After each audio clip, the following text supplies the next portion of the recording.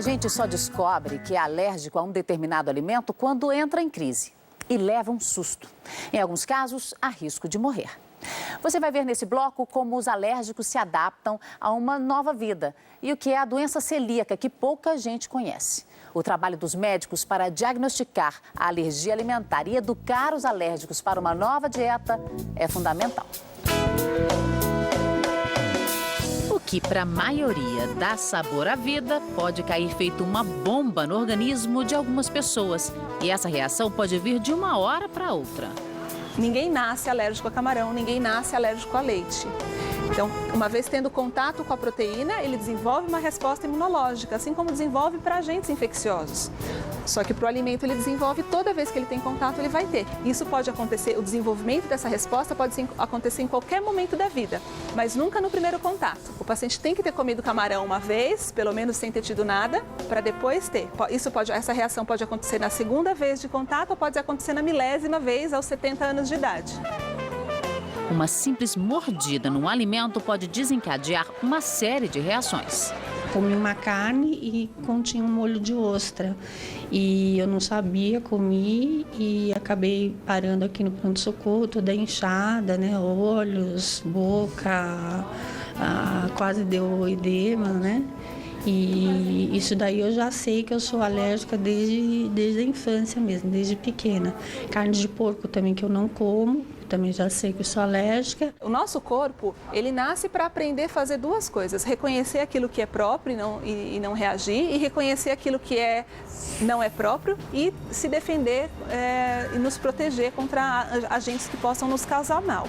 Os alimentos, embora sejam estranhos ao nosso corpo, a gente tem um processo de aprendizado para tolerar essas proteínas estranhas, que o alimento é uma proteína estranha. Quando a pessoa desenvolve alergia, é porque ela teve algum problema nesse processo de reconhecimento. É muito triste, porque se eu sou convidada para ir à casa de alguém, então eu tenho que perguntar o que a pessoa vai fazer, que tipo de alimentos, até óleo, né? Na minha casa, por exemplo, a gente não usa óleo de soja nem de milho. É só aquele de girassol, né? E aí, se eu vou a um restaurante, também é a mesma coisa. O cheiro do camarão já me deixava vermelha. O dia a dia de Suzy ficou tão sofrido que ela fez um tratamento para se livrar de pelo menos algumas das alergias. Depois da desensibilização, agora você pão, pizza, essa coisa você já pode comer? Depois do teste, aí sim. Aí quando eu saí daqui, que o resultado deu positivo, né? Porque eu podia comer pão e ovo, aí eu saí daqui e comi só 10 pãezinhos, né? A alergia tem uma predisposição genética. Se um pai tem alergia, qualquer que seja, rinite ou asma, o filho tem uma probabilidade maior. Se os dois pais têm alergia, o filho tem cerca de 70% de chance de ter alergia também. Isso, alergia respiratória, você está falando? Isso, alergia em geral. Alergia alimentar a gente não sabe. Esse trabalho preventivo de orientar essas mães que amamentem por mais tempo, porque isso protege contra a alergia, que tenham uma alimentação saudável nos primeiros anos de vida, é muito importante. Isso eu diria que vem antes do nutrólogo, do alergista, do gastroenterologista, é um papel importante do pediatra. Uma coisa é fato, existe cada vez mais gente no mundo com alergia alimentar e os médicos trabalham com várias teorias para entender os motivos. Existe toda uma explicação aí da vida moderna, das mudanças de hábitos, talvez de novas mutações genéticas, que tem levado ao aparecimento de um maior número de casos de alergia alimentar. Uma das coisas é o uso muito rotineiro da população de medicações que alteram o pH, a acidez do estômago. Deixando o estômago menos ácido, isso altera a quebra das proteínas dos alimentos. No Brasil, estão aumentando também muito as alergias para frutas. A teoria da higiene foi algo que saiu há alguns anos atrás, comparando, por exemplo, uma criança de uma fazenda com uma criança da cidade. O da fazenda que está lá, que entra em contato com o bicho, que anda mais no chão, você veria menos alergia nesta população do que na população que está nas grandes cidades. Algumas alergias são até curiosas, como a que atinge alguns profissionais de saúde. Neide, de tanto usar luva de látex, não pode comer nem mandioca nem mamão. Passei muito mal, fui até o pronto-socorro, recebi medicações. Chegou um dia que eu achei que fosse morrer. O látex é uma árvore, uma planta. E entre o reino vegetal, existem algumas proteínas que têm uma aparência muito igual, que para o corpo é como se fosse a mesma coisa. Então, o paciente que se desenvolve alergia ao látex, ele tem um risco muito grande, em torno de 35%, de desenvolver alergia também para alguma fruta. Para tratar a alergia alimentar, não existe vacina, como também não existe remédio. O antialérgico, ele inibe os sintomas que já se instalaram, mas ele não previne a progressão. Uma reação alérgica, ela pode ser uma reação alérgica leve, ela começa e termina e para sozinha às vezes. Ou ela pode começar e rapidamente evoluir com uma reação anafilática grave e levar a óbito. Do total de alergias, de reações anafiláticas, 30% delas são causadas por alimentos. É fácil confundir a alergia com a intolerância alimentar, que é uma forma mais branda da doença. Na intolerância, o organismo não possui enzimas capazes de absorver o açúcar de determinados alimentos e as reações no corpo não são tão graves. A intolerância ao glúten merece atenção redobrada. Pode ser uma doença crônica que muita gente demora para descobrir. É que o glúten faz uma doença, que é a doença celíaca, que é uma doença imunológica também, mas diferente. Ela pode causar diarreia, pode causar prejuízo no crescimento, mas é um quadro diferente da alergia. Laís passou boa parte da vida incomodada. Eu sempre passei mal, sim. Sempre reclamava para minha mãe, eu tenho que ir ao médico porque eu estou sentindo mal, desconforto abdominal. Eu tinha 27 anos quando eu descobri o problema. Então, eu passei 27 anos da minha vida sem saber exatamente ter o diagnóstico, né? E era camuflado, era dado outro tipo de diagnóstico sempre, né? O glúten é uma proteína que está presente no trigo, no malte, na aveia e no centeio. Uma vez no organismo, o glúten ataca o intestino delgado.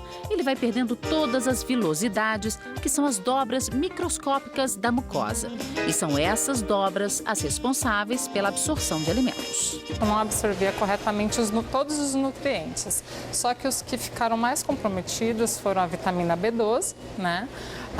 O cálcio, então eu cheguei a ter o diagnóstico de osteopenia, que é a diminuição da massa óssea, né? E também a ferritina, né? Que tem a ver com ferro, então risco de anemia, então muita fraqueza, desânimo, né? A doença celíaca não passa com o tempo, tem a doença celíaca para sempre e tem que não comer alimentos que contenham glúten. A vida nova foi um baque para Laís. Foi bastante difícil porque, né, de origem todo mundo italianada, pizza, almoço de fim de semana, então lasanha que eu gosto bastante, então todos os tipos de massa, canelone, eu tive que tirar da minha vida, assim, foi um susto, sim.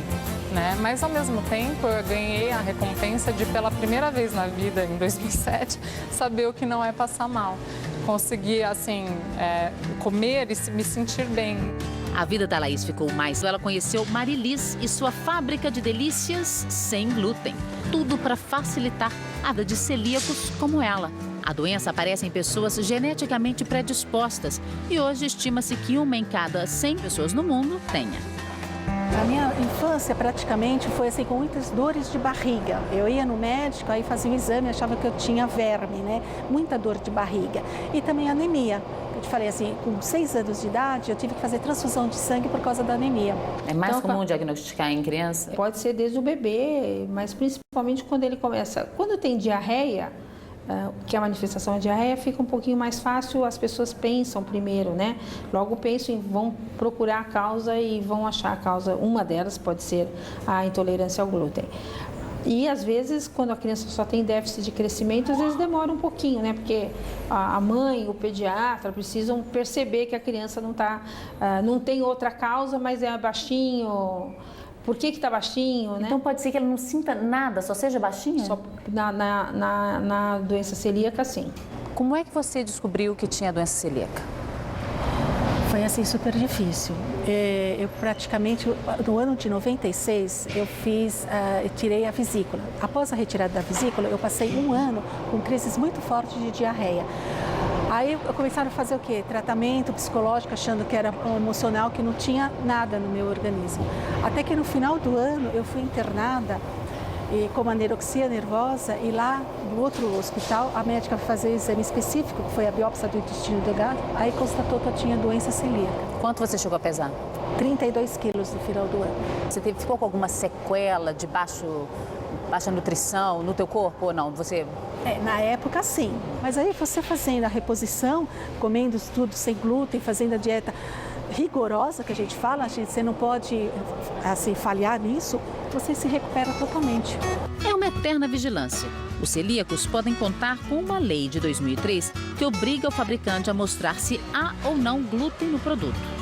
Para os alérgicos, o trabalho é muito maior, porque nos produtos basta no rótulo que esteja a lista dos ingredientes. E nessa lista de ingredientes podem vir alguns sinônimos que para o paciente é difícil dele identificar. Por exemplo, leite. Leite pode vir como caseinato, que é uma das proteínas do leite. E o paciente pode inadvertidamente ingerir esse alimento sem saber que caseinato é a proteína do leite. O soro de leite, milk. Eu passo 2 horas no supermercado, porque eu tenho que ler o rótulo de tudo. No caso do ovo, um exemplo contém albumina. A albumina é uma proteína do ovo e a mãe muitas vezes não identifica como de risco. Degustar essa sopa de letras exige disciplina e paciência. Mas com uma boa dose de criatividade e o apoio da família, a vida dos alérgicos tem lá seu sabor.